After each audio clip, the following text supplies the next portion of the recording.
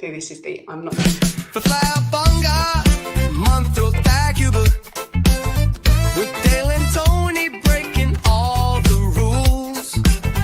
Talking tech, biz, and straight up chaos. Quick fire guests, oh yeah, we slay those.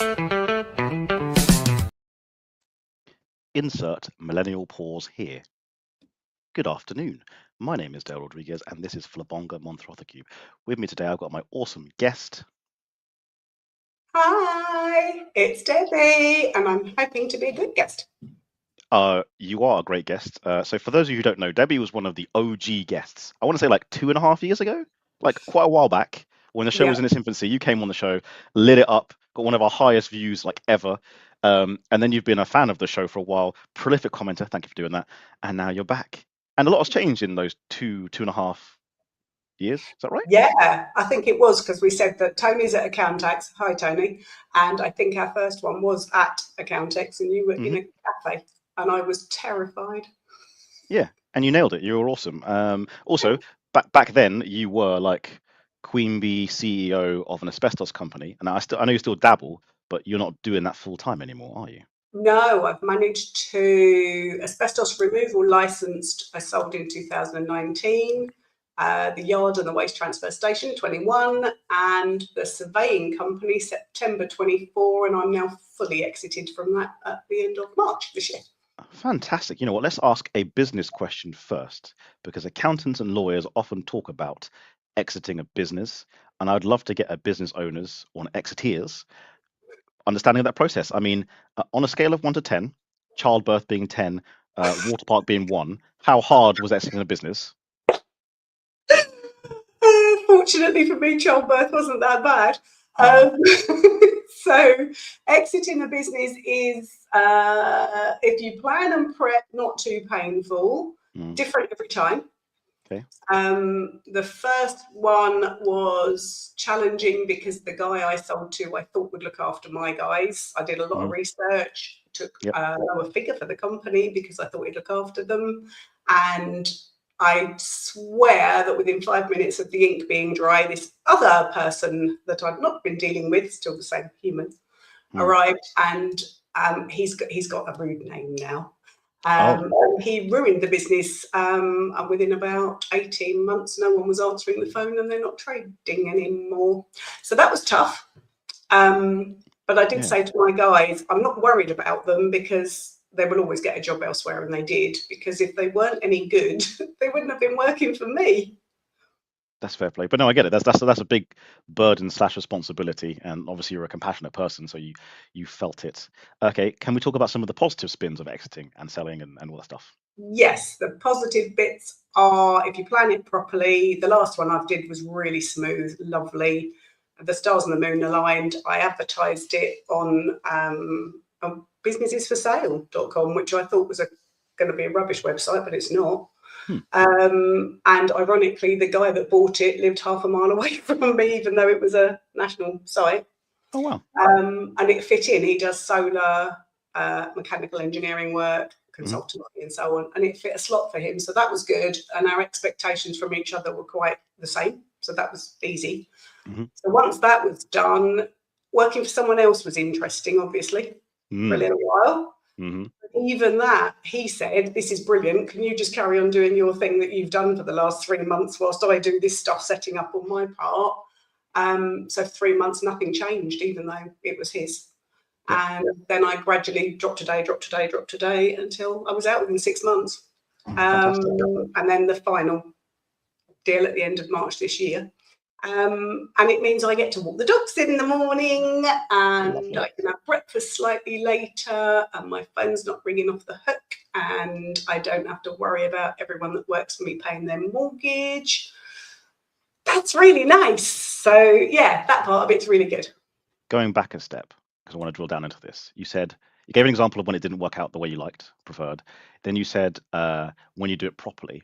Can you give some maybe 2 or 3 practical examples of what you mean by properly? So what exactly do you have to prepare for your business to exit? What things should they look at? Doing your information memorandum, your IM, Okay.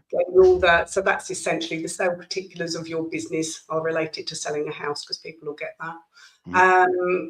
But it is trying to make sure that when you talk to the person buying the company, they understand your perspective and what you're trying to achieve. You understand theirs and what they're trying to achieve.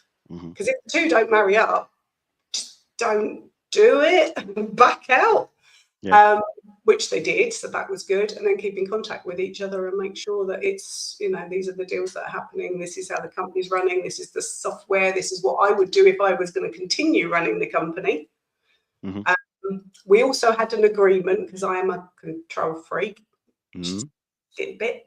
And I said to him, when he's going to do some decisions in the business, I will say things to him like, okay, I think this, and I think you need to be aware of it. And you are then entitled to say to me, brilliant, I've heard what you've said, but we're still going to do it my way. And I will say, absolutely fabulous on your effing head, be it if it goes wrong. Then I know I've done everything I can do to protect him. And if he chooses to fall flat on his face, that's absolutely fine. And I apply the same rule to my children, which annoys them immensely because they hate me telling them stuff that they're going to ignore and then realise I was right in the first place. Remind me again, how many children do you have? I've got 3 stepkids and 2 biologicals, 10 grandchildren, and the stepkids I've known since they were 7, 6 and 5. So they're 5 kids, 10 grandkids. Right. Of the kids, which one's your favourite? The one that didn't go missing for the last 2 days had been good, because the one that's doing the big lap in Australia wasn't moving on Find My, freaked me out. And the last 2 days I've been talking to the police in Australia to track him down, and he's fine. So the 4 older kids always say the youngest one, it took us 4 goes to get a decent one. That is brutal. That is brutal. And I'm going to ask you a really mean question. Of the grandchildren, which one's the favourite? Ooh, that's a really, really tough one. It does depend on which one's kept in contact the most recently. You know what? You're just like my mum, because my sister and I argue about who the favourite is. And I say, because I'm the firstborn, the archetype, I'm the favourite. But what we've learned was with our mother, it's whoever's called her the most in that, like, that month or that quarter, that one's the favourite. That one's the one that gets the favour. You were bothered, you were involved. And the irony is, my dad is the opposite. The one who annoys him the least or pesters him the least is the favourite. Yeah, that's probably the orphan, to be fair. I mean, out of the biologicals, it's easy because I say I've got a favourite son and a favourite daughter, so that's fine. But yeah, I did joke, I think, when they were little to my husband of why did I have any children of my own? It was far easier with the ones I hadn't given birth to. Yeah. And going back a step, you said your son is traveling around Australia, and we discussed this just before we went live. He's on Instagram, getting a following. Should we give him a shout out? Like, who is he? What's his name? Anyone's into football, he's doing ball and backpack with the N in the middle. He's got ball and backpack therapy, which is POV football content, and that has blown up. I think it was 52 million views on his last video. And he's also got ball and backpack Let's Create. He wants to build a community, and he's got a link tree. So Ryan Hales, but he'll be on there as ball and backpack. And he's doing really, really well. And again, all the older kids, his siblings, did buy a house and get married. And they're looking at him going, why didn't we go and travel Southeast Asia last year, Australia this year? But he did do it. Are they jealous? Are they jealous that he's got this freedom and this following? I think they do look at it and go, I love the life I've got, but I'd also quite like that one too. Yeah. He's kicking a ball on a different beach every day. So just living the dream. If you like football, that's bad. For me, that would be hell. Sand, football, wetness, too much sun. Blech. Can you ever have too much sun, Debbie? I'm a sit in the shade person. I get, to be fair, you and I have very different complexions. So yeah, I this get why you is say true. That. Yeah, I used to be nearer your complexion in my youth. Funnily enough, I would walk outside the door and sun hit me. That was it. And then I fell asleep in the sun at Joss Bay when I was 13 after being in salty water and burnt a lot. And my mum and dad still sent me to school the next day, whereas my friends' parents let her have the day off because my back was burnt and blistered. But you didn't use sunscreen, did you, in 1983? I mean, I still don't use it now. No, I don't like it. I don't like the sensation of it on my skin. It clogs up. The neurospicy in me freaks out. This might be contrary to popular belief or what medical specialists tell me. I don't think I need it. I Built-in think sunscreen. no, but if you don't literally sit and cook in it for 8 hours, nobody needs it. So I don't. I will go out and I'll walk. We've got a house in Fuerteventura. I'll Yeah. walk to my friends without any sunscreen on, but when I get there, I sit in the shade, and then when I walk back, I'm in the sun, get my vitamin D, Yeah, and then I go exactly. in the shade. Gotta So love yeah, that vitamin D. Yeah, yes, yeah. I don't grill. So what's really unfair for other guests is how prepared you are for this show, because you've been on the show, you watch the show regularly. I can't do any pattern interruption whatsoever because you know the trade secrets. For example, if I ask you, Debbie, if there were one fictional character you could punch in the face with no repercussions, who would it be? Who you punching, Debbie? I've said everyone goes for Peppa Pig, and I fully agree with that. If I have to go for a fictional character, I've gone for Veruca Salt out of Charlie and the Chocolate Factory. But then I thought I'd be controversial. So I have written my answer of a politician who actually listens and tries to get everyone's world to work together so that everybody ends up benefiting and doesn't play black ants against the red ants, if you've seen that analogy of the black ants and red ants in a jar. I haven't, but I assume those different species of ants fight each other. Red ants and black ants in a jar, perfectly happy till someone shakes the jar. Red ants think the black ants did it, black ants think the red ants did it, and they attack each other instead of the person that shook the jar. Okay, I definitely want to explore that. Why do you want to punch or slap the politician that does a good job? That's what it sounds like. That's what it sounds like to me. I think that was fictional character. Punch the ones that don't. So all of them, really. Most of them. Yeah. Yeah, because this is a fictional character that doesn't exist. Because find me a politician that gives a monkeys. I mean, I feel like politics has changed a lot in the last 20 years. Like, I feel like we've adopted a lot of Americanisms about popularity as opposed to serving the nation. And one thing I've noticed as well, right? When I was really little, political pundits would critique John Major, for example. He was the prime minister I grew up when I was a kid. But they would say something like, "We don't like what he's doing, but we respect him for being the prime minister." People have stopped adding. People have stopped adding that last bit. Do you know what I mean? There's less respect for the office, as it were. Everything. So back to I had 3 stepchildren. The only thing I could bring to the table to 3 kids that did not ever and probably never would love me unconditionally was consistency and respect. That's what I had to get from them. They're not going to love me indefinitely, or and I think we should have the country, the world should be run by people who do it because they command respect for doing the right thing. It's that straightforward, and it just do the right thing.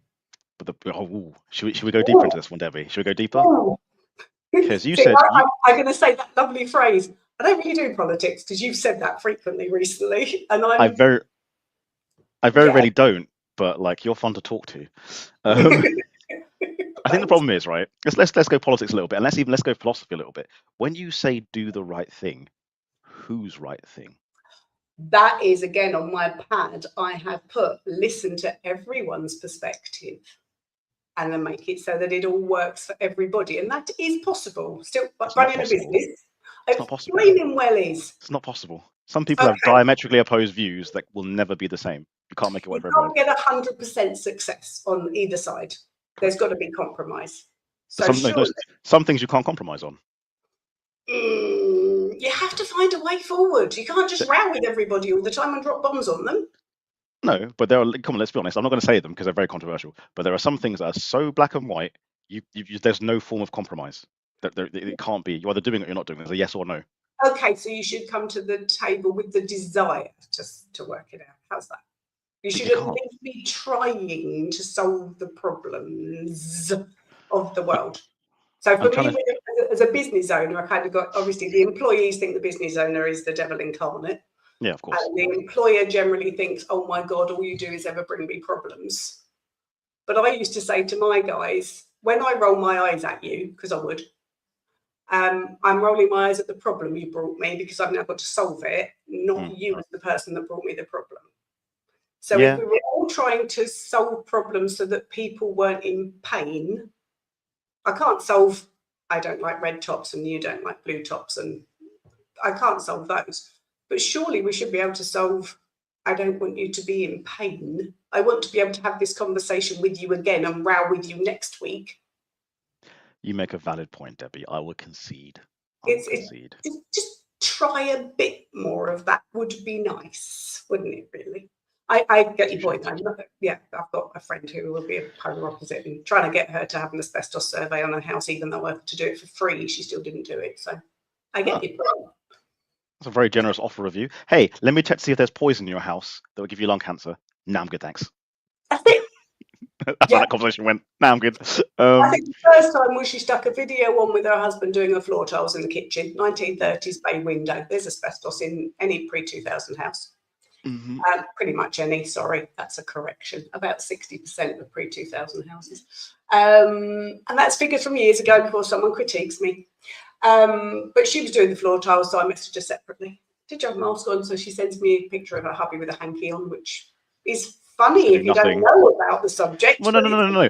You don't need to know about the subject to understand that's not going to do anything. Like even I, with my lack of asbestos knowledge, knows that putting a handkerchief over your mouth with gaps at the bottom, it's not going to work. Nothing.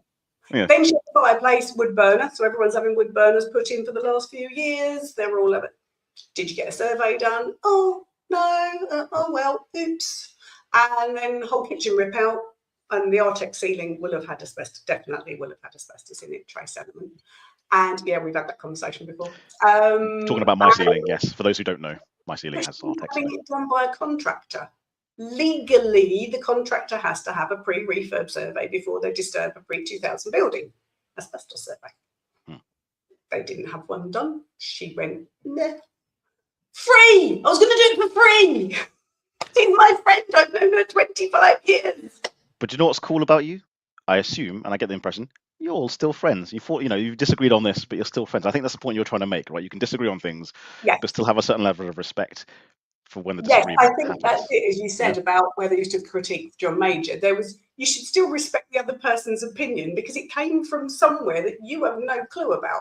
Walk a mile in my shoes is a phrase. So I haven't lived your life to today, and you haven't lived mine, and our perspectives are formed by our lives. So unless I listen to you to gain a different perspective, I'm never going to understand. And don't take this the wrong way, Debbie, but I would hate to walk a mile in your shoes because one, if you've ever worn heels, I've done it. They're really hard to wear. Second of all, I'm way taller than you and darker. I love being taller and darker than you. It's great.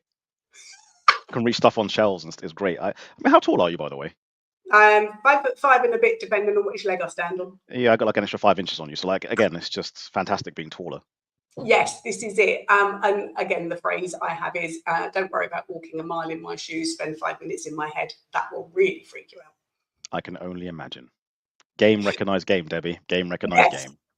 And our pre-chat was me asking how much I can swear, and you said I can a lot, but I'm trying to behave. Let me open the gate for you. As much as you fucking well please. Happy now?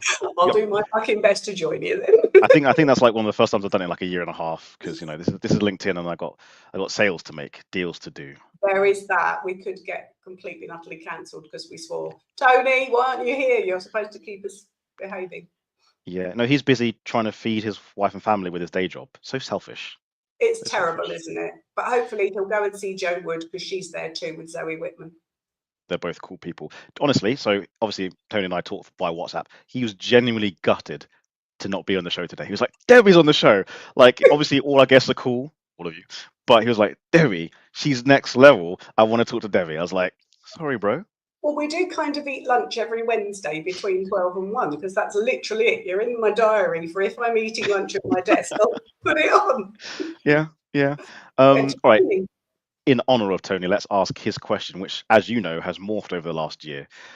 Debbie, tea, coffee, hot chocolate, or another hot beverage? Oh, you caught me out because you were going to say tea, coffee, and I was going to say neither, but hot chocolate. Okay. So I don't drink coffee. Okay. I very, very rarely drink tea because we realised that causes me troubles that nobody likes to sit near me if I have too much tea. Took a few years to work it out. Exactly that. Hubby and I said, whenever we go on a plane, I offend everyone in the plane when I get on it. You can fill in the gaps with that. Mm-hmm. And then nothing for 2 weeks on holiday. And the only thing that it was different is I didn't drink tea on holiday. When you did have tea, did you have milk in it? Yes, so the milk. So I occasionally will go, oh, I fancy a cup of tea, and I'll have a cup of tea now, but I don't. And again, when you Okay. worked in an office, there was always someone going, I'm making tea, do you want one? And I'd just say yes 20 times a day. Okay, so you know the tea question. I'll ask you, when making your tea, Debbie, what is the order? I've offended you with this too. So I have to put, if someone's having sugar, they have sugar and a splash of milk. See? Then they have the tea bag, but not touching the milk. It balances in the cup, so it goes in. It does brew the tea bag properly, and this is because a boss of mine many years ago said that if I did it the other way around, the glue from the tea bag sits on top of the cup. And when I do it without putting the milk in first, I can see the glue. Let me just process what you said. So first of all, I can imagine that when you make a cup of tea, it takes longer than the average person because of that insane process. I'm slightly, I think I mentioned I'm neurospicy, which a friend of mine said they didn't like the phrase neurospicy. And I said, I don't mean I'm argumentative. I mean, I'm a bit of this and a bit of that. And I'm just, yeah. So yes, everything I do, if I butter a slice of bread, it has to go to the corners, and my mum sits there, I'm going to swear again, saying, you are not painting a fucking picture, Deborah. My friend Ellie, she says she has a touch of the tism. That's what she likes to call it. Yes, my daughter is diagnosed ADHD and autistic, and I'm definitely. Yeah, but don't know the diagnosis. Respectfully, you and I are an age where it wasn't diagnosed back in the day, right? Like we've coped our whole lives, put in mechanisms in place, and got to where we are without the diagnosis, and we're doing all right.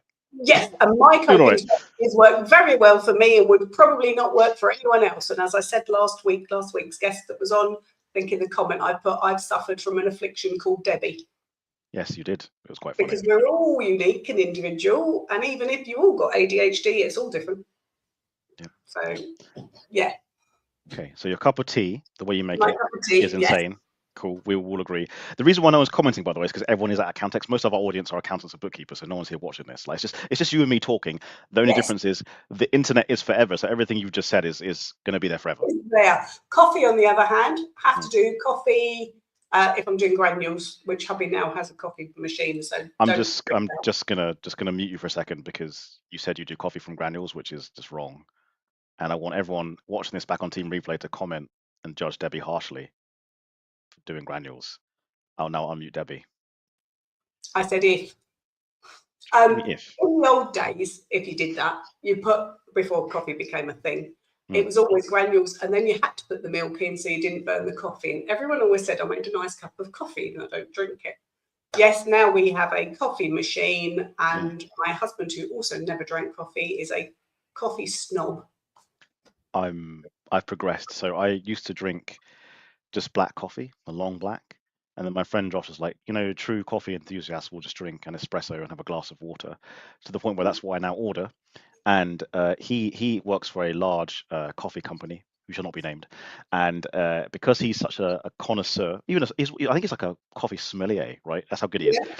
He has a tap in his house that's like proper filtered water, and he showed me the difference between drinking espresso with regular tap water and his filtered water, and somehow water tastes better, which is unbelievable. So yeah, I'm now that level. We've got 4 filters on our water, including the plastic one. It does apparently taste different, and he's got a nice machine in the kitchen. And that was another phrase I said to a friend when my husband was heard to say, my architect, when he goes to people's houses, if there isn't a coffee machine on the side, he will say no. Oh, so, I'm the same. Like if we were hanging out, Debbie, and I didn't know you, and you said, hey, come out to mine for coffee for whatever reason, and I didn't know the coffee situation, like if I hadn't seen what was your kitchen and you offered me a coffee, because I don't know what you've got, for the risk of getting granules, I'd be like, no, thank you, I'm not thirsty. I might be parched to the maximum level. But if I don't know what coffee situation is going on, I'm not risking getting granules, so I'd say no, thank you. No, that's it. Whereas I've got friends who will have the Nespresso, I don't know, whatever the orange espresso pods. And then the one that's nice. Oh, I know you want. They think it's nicer because it's got the orange lid and the silver thing. That's it. But it's still trash. Yeah, that's it. And again, hubby, it has indirectly saved me, because when he's out, he looks and goes, but my coffee at home's nicer, so I'll go home and have a cup. Yeah. So, there's a good question. possibly too personal. Feel free not to answer it. How did you and your hubby meet? And second follow-up question: how romantic was the proposal? Okay, so the meeting was weird as well, because I do weird. So we went to Boxley Manor for a wedding. I went with the DJ and his girlfriend, because I always went with the girlfriend and we started the dancing off if it was a bit weird. Yep. And he went with his friend, husband and wife. So they were a three, and they walked in, and this is the only time I've ever done it, then and before or since. He walked in and I looked and went, oh, I like that. I'm going to have some of that. Loud enough for him to hear, or? Yeah, it was Sugar Bear was in the charts, and there was the jump to the side and do the wiggly wiggly bit, and I was trying desperately. He'd split with his wife about 6 months before and was shell shocked from it. It was Obviously, yeah. Gross phrase to everybody. I genuinely swear I could have thrown my knickers at him and he wouldn't have known I fancied him. Some men die of thirst while others drown. So we had DJ mate. I was saying to him, put a slowie on, because again, it's back in 1989, May. It was a good year. I remember it well. That's it. And then was always, the music came on at the end of the night for the slow dance. He finally gave in, put it on. Dave, hubby's mate, said to him, "Are you going to ask her to dance or what?" And he was like, "She might not want to." "Do you want to dance or what?" Because I was used to going out and having the go away, leave me alone on my head. I don't. Yeah, I get it. Do that. Yeah. Started having a dance. 45 seconds later, the lights all came on auto at 11:45. That's funny. It's amazing that you pursued him initially, though. That's a rare thing. I didn't do that either, and I say I've never done since. So I ended up then trying to have a conversation. They were loading wedding presents into a car. I'd borrowed my dad's Ford Granada that night. Great. I was saying to him, "Do you need help taking the presents to anywhere? Anything, just to keep it." Nothing. And he left and I left, and that was that. And then. And this is long before mobile phones, Snapchat, or anything like that. So how did you get in touch after that? So weirdly, unfortunately, his mate rang. I went back to DJ and girlfriend's house to stay the night. His mate, someone rang the phone at 5. I've got one of these memories. Sorry, it's very specific. 1:05 in the morning, phone rang, no answer. We didn't get there in time. Did it again the next day, and I jumped on it the second time it rang and answered. And they said, "Oh, is that Dave Stone?" I was like, "Do you mind? This is a female voice." And I go, "I know who that is." And it basically turned into, if my mate rang you, would you go out with him? Literally that. So my response was, if he's not man enough to bring me himself. Yeah, I think that's reasonable. That was it. So we went out for about 6 weeks in 1989, during which time we went to Ibiza for 2 weeks, and he was really quiet. And as you can all tell by now, I can chat. So I ran out of things to say because he was so quiet, and I'd say, "What did you do this weekend?" And it was all this and that. So, and I was 18 at the time. And I ended up looking at him apparently on our last date, and I said, "You're quiet and you're boring, and I don't want to see you anymore." That's fantastic. And then some 30 years later, you guys have still been married this long. So. Yeah. 2 years went by when I went back with my ex, who's also not a particularly nice person. That's why he's an ex. And yeah, a friend of mine came round, and I'd been talking about him for the 2 years in between. He did write me a letter on my birthday and said, 8 months ago, I used to be married. The woman I said hello to on our last date was my ex-wife. Turned out they only live around the corner. So that was a bit difficult. And then nothing for the 2 years. And then I did drink back then. So shared a bottle of Malibu with a friend, a jar of maraschino cherries. She then rang him. I knew she wouldn't go through with it. So did she, but he picked up on the first ring. And yeah, then we went out as friends for about 3 weeks, and the rest is history. Okay, so second question. How did he propose? I assume he proposed. Yes, 1992-ish. Everything very trendy with the balloons that had teddy bears inside them. Engagement ring on a bit of cotton around a troll doll's neck, because apparently when we first met, with the spiky hair. When we first met, he said, "I've worked out what you remind me of." He said, "One of them dolls." A troll doll. I mean, the man's got away with words. You know what? Your husband has got so much game. He ignored you when you pursued him.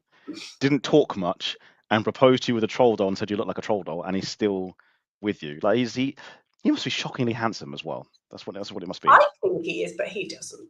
We both have imposter syndrome, completely and utterly. And we were both, if we'd have tried to stay together the first time we met, it would not have worked because we were both broken. But we've done okay being broken together. We're now not broken. We're just two broken pieces make a whole. That's it. We're just a bit nuts. He's grounded, so I tend to end up, I'm the prepare for tomorrow and he's the live for today. And between us, he makes me enjoy myself and I make sure we can pay for it. That seems like a good mix. We've stopped talking about business, Debbie. So usually I ask this at the end, but I'm going to switch it up. Do you have any questions for me? I do, because you always do coffee and biscuits and things like that. So mine was, what's your favourite chocolate bar? Because you've never done that one. Ooh. Okay, let me think. So hang on, if you had to eat one chocolate bar for the rest of my life, yeah. What chocolate bar would it be? First of all, I don't really eat chocolate that much. I'm chocolatey enough. Sorry, I was terrible. Do you think the things you're allowed to say and I can't? I mean, you can say it if you want, but can I? Because I've got a friend of mine's husband who does frequently do the black don't crack phrase. It's what it is. It would probably be some snooty 85% cocoa content chocolate, because I don't eat chocolate that much. No. When I do, I actually prefer the bitterness of the chocolate, not the sweetness of the chocolate. That is my only vice, really, is I do like chocolate. Although I used to want... Wait. I know you a little bit. You have more than one vice, Debbie. I don't smoke, I don't drink. We don't talk about the other one. I do like going out for a dance. There you go. Live music and a boogie in trainers. It's fab. So when you go out and you're going for the live music, what are you bopping to? What track comes on with you're out with your mates and you're like, that's my jam, and it goes off? What do you listen to? By law, on a girls' night out, there has to be, and I will go to the DJ, Bon Jovi, Living on a Prayer. Of course. Baby G, Let Me Be Your Fantasy, and Salt and Pepper, Push It. Has to start the night. All three are bangers. All three are iconic.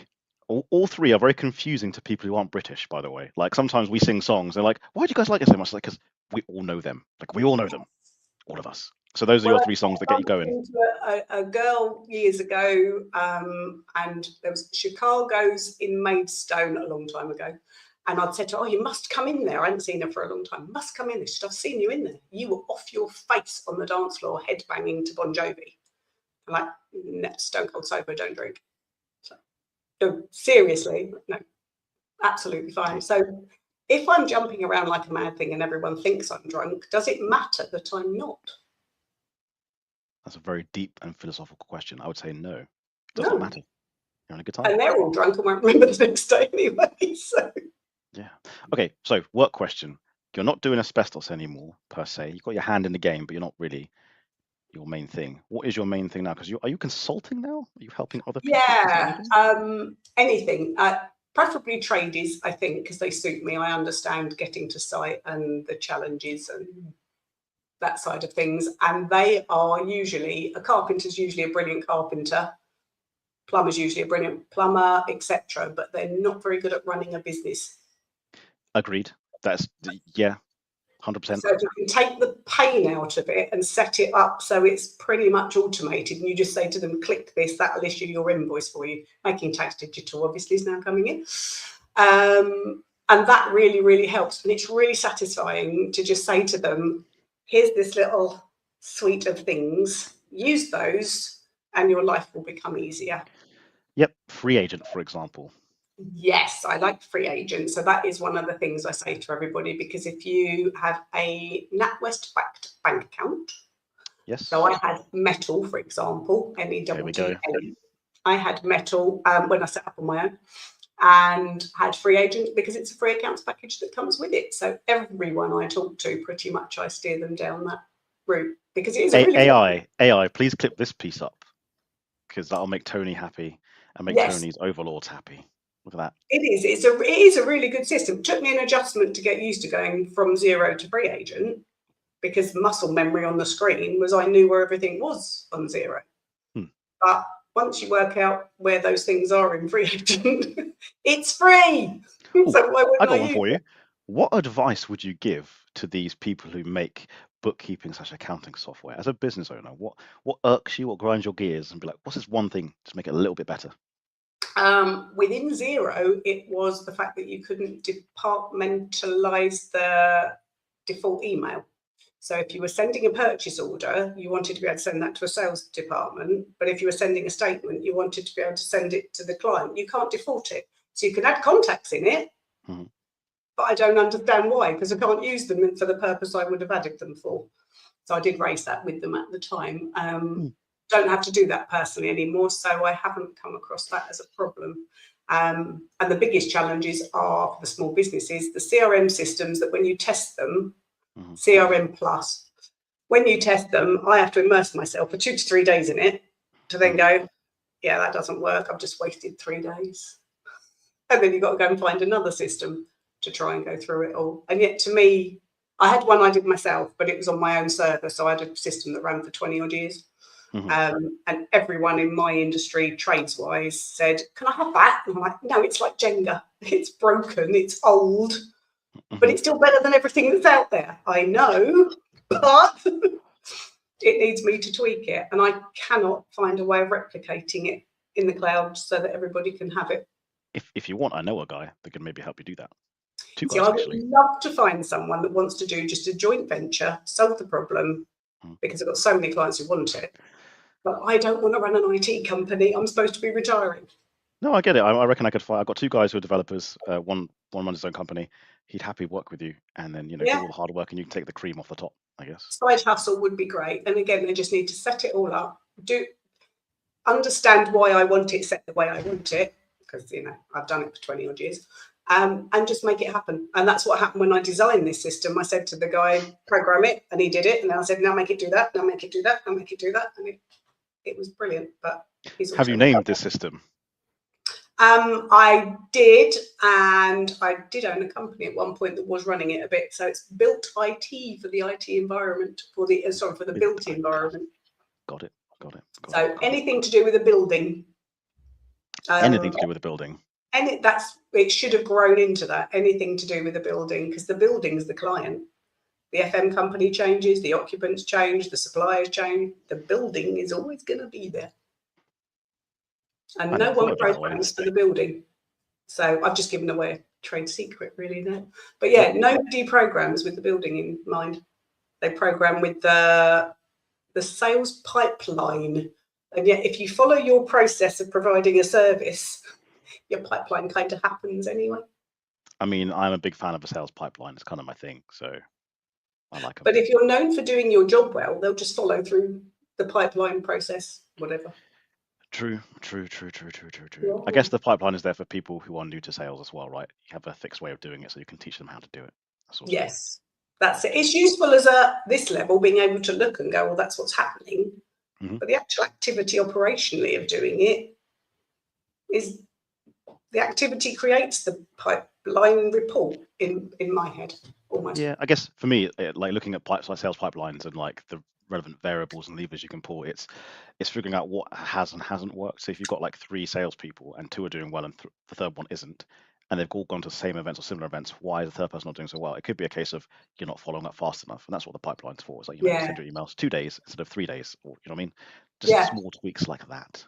That's so, for example, if I know for a fact that if you try and sell to accountants and bookkeepers in December and January, you're going to get 0 sales. Now, you don't need a pipeline to show you that, but like you can see it on the forecast. You'll see seasonal variation. So, I think I had that when I applied for a grant many years ago, and I filled all the form in from my gut, because I did manual books up till 2015, double entry bookkeeping, handwritten books. But they had computers then, Debbie. And I used the computer. You must have been a nightmare a client for like the accountant and the bookkeeper, like doing the books on paper in 20. That's absurd. It was, but I did do it into my ICT system, so it would generate invoices, it would do statements, and I did everything on an Excel spreadsheet. But it was the ledger sheets on an Excel spreadsheet, so it kind of worked, and it was really, really useful. But yeah, trying to do your books and so on like that was I found it quite rewarding. I knew everything balanced. It worked. Cool. And that's the difference between you and I, Debbie. I don't like attention to detail. I don't. No. Nope. I am detail. So that's, I've just remembered where I was heading. Menopause brain, sorry. Was me applying for the grant. I did all the stuff with the gut reaction. It came back a year later because to get the grant, you have to have hit certain milestones, employed 2 people, to increase your turnover. I was within 2% on every answer, and I've done it from my gut, not from anything other than I'm pretty sure I'm going to manage to achieve this next year. And you did. Congrats. And I did. That's it. But again, that's it. That's the thing of the book, The Secret, as well, where you decide what it is you want, you let the universe know. There's apparently, again, in my world, there's a medical reason that works, is your RAS at the back of your brain. Wish I could remember what RAS stood for. It's your gatekeeper to your brain, so your attention switches. Okay. And the example it gave is if you were trying to find a yellow Jeep, and someone in the cafe mentioned yellow Jeep over there, your RAS would go, do I need that information? Hang on a minute. And it would not listen, and it would flick over and go, do I need that? No, I don't, and come back. So it helps you recognize opportunity. So if you've decided I want to achieve this, your RAS will go, you need that information, you need that information, you need that, and you build it. And that is the medical reason The Secret works. You know, my dad has a similar philosophy. He told me this all the time. He's like, Dale, if you want to do something, you're going to do it. Like, I'm making a very simple analogy what you just said, but like, he's like, yeah, if you want to do it, you're right. You'll focus on it. Your brain will pick up on things that will help you do that, and you'll be focused. Because you're focused on it, you'll hear those things. So I kind of get what you're saying. I agree. Yeah, that's it. It shows you the path. So I had someone, because I tried to recreate the IT system a couple of times and people didn't get it, and I did spend quite a lot of money on it. And one of my employees did say to me, so it's like you've got a BMW, an M3 parked outside and no key because you've spent 60k and it doesn't work. But I'd rather try. If I don't keep trying, it's never going to work, is it? I'll never get the key. True. BMW M3, good choice of car. You're a car person. I do like cars. My dad published a magazine for the automotive industry, so most of my childhood was at Brands Hatch. That's awesome. All right. Okay. Top 3 cars in your car garage if money was no object. I would love an Aston Martin DB9. Good choice. Bentley Continental is really pretty. Okay. And I can't decide between a Mustang and a Porsche 911 because I'd want something to sling around as well. Okay, good choices. Do you want to hear mine? Go on. So the Ferrari F40, because that was the supercar of my era as a child. Then we've got the Skyline 34 GTR because that's the Fast and Furious Nissan Skyline.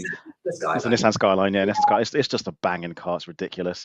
And then here's one that's a bit of a weird one. It's not expensive, but a 1988 2.8 litre Ford Capri Laser. See, my husband had a black Capri when I met him. See, I knew I liked him. I knew he was going to be a cool dude. Yeah, Capri's are good. Although the new shape one is criminal. You can't call it a Capri. It's diabolical. It doesn't have the long bonnet. It can turn well. Like it's not a Capri, and it's an insult to the name Capri. Also, here's a random thought: why do we say Ford Capri but say Capri Sun? Ooh, I have no idea. We say Ford Capri, not Ford Capri. Marketing and advertising. We don't say do it. Why is a Dacia called a Dacia when it's spelled Dacia? I assume because it's not an English word and we pronounce it exactly. And I look at it and just think, but it says Dacia, and that sounds nice rather than. But we do that all the time, though, don't we? Like Paris isn't actually Paris, is it? It's Paris. True. So, what was your first car? A 2006 Honda Civic. Oh, nice! It did the job. So I didn't pass my test till I was 25. So I learned to drive on friends' farms when I was like 12, 13. So I could drive. I could do manual and all that kind of stuff. Yeah. I just couldn't legally drive.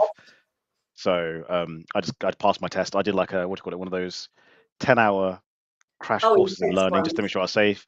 And I was already the guy was like, "How can you drive?" I was like, "I drove on a farm," and then I passed my test first time. So. See, that backfired for me because I'd driven rallycross cars up until driving license, so I had 4 tests.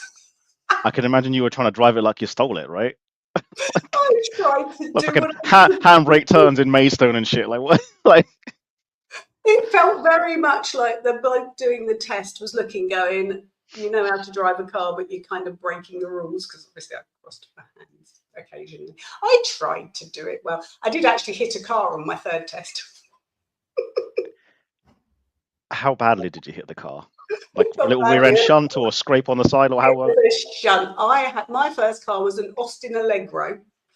Oh wow!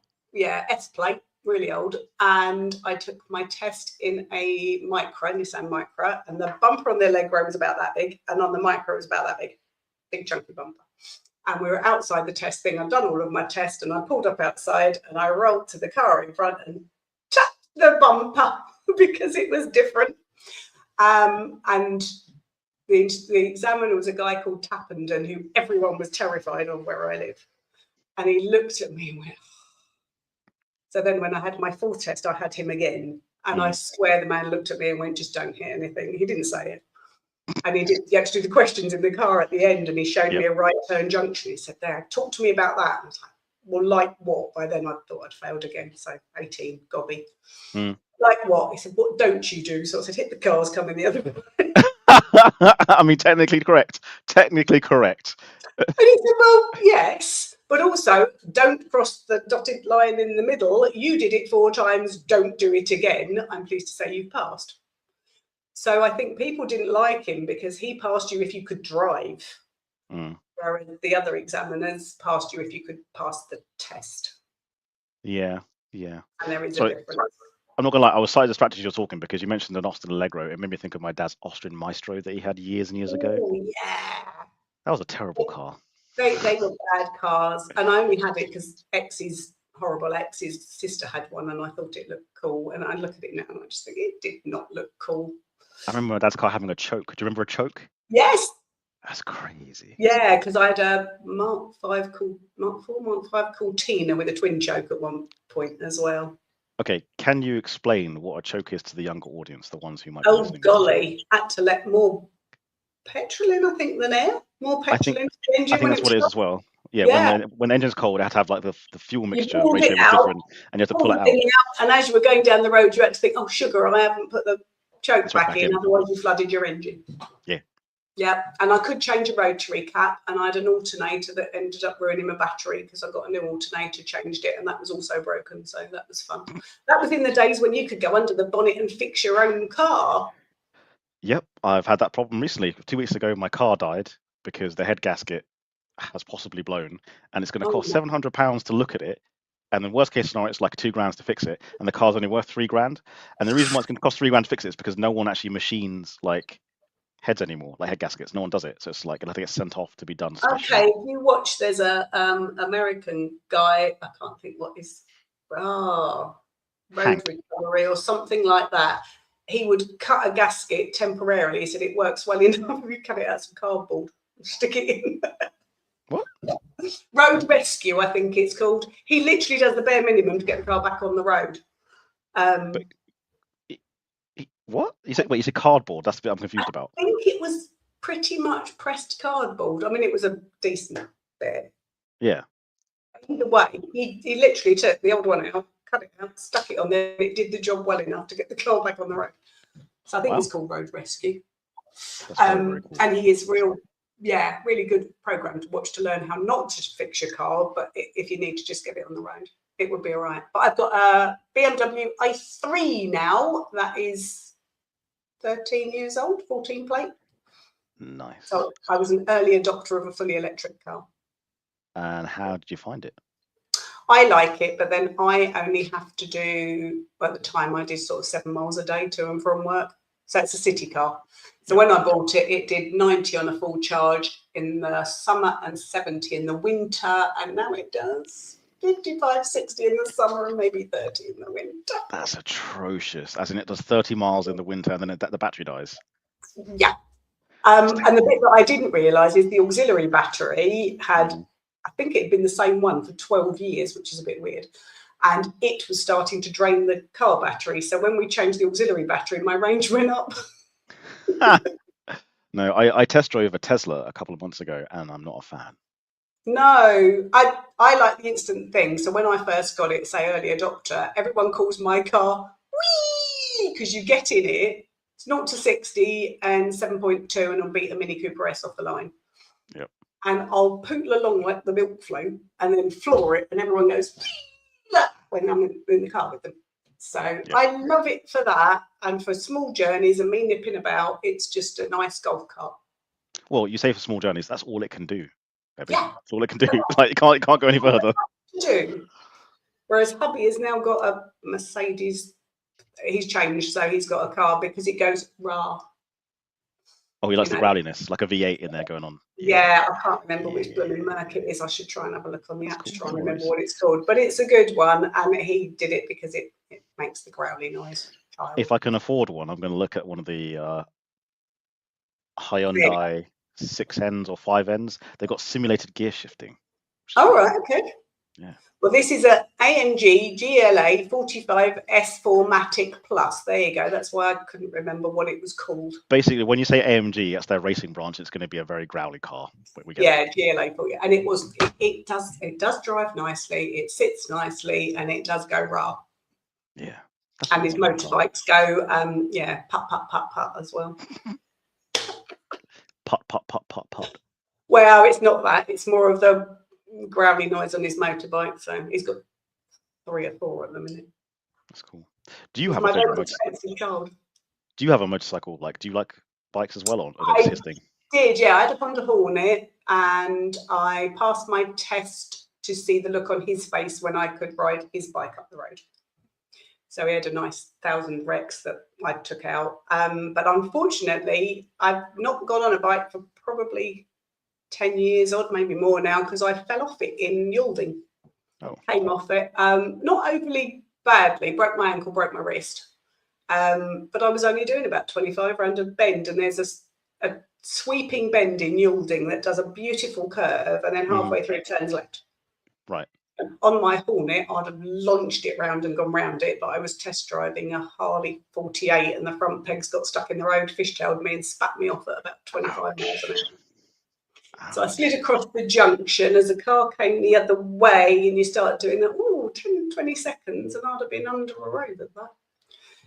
But I would have got on a bike again, except hubby threw out all my gear because my boots were scratched, my leathers were scratched, my lid had a scratch, the gloves were scratched, so I was left with a jacket. And I'd sold my Hornet because I was buying a Harley, so I was between bikes and between safety gear, and I just never got around to it again. But I do like them. Fair play, fair play. Again, advice. Not legally, no. Again, on someone else's property and land, I've ridden motorcycles, yes. Yeah. But not on any legal roads. No, that was pretty good. I've got to work out if I've got anything else I was going to rant about, actually. I was going to rant, but that's a consultancy accountant question. Go for it. Which is not you. Oh. Other part I've got the raving hump about is, and I don't know how many people know this, inheritance tax on your pension is coming into play in April 2027. Yeah, it's pretty shit, isn't it?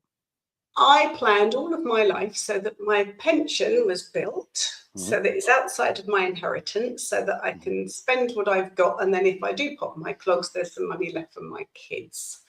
Now I'm going to have to pay 40% inheritance tax on it that will take me over a load of brackets that's going to make me really, really cross. So that's the thing I think everyone needs to know about, because you also then pay income tax on it. So it's 66% that they're going to take from my pension.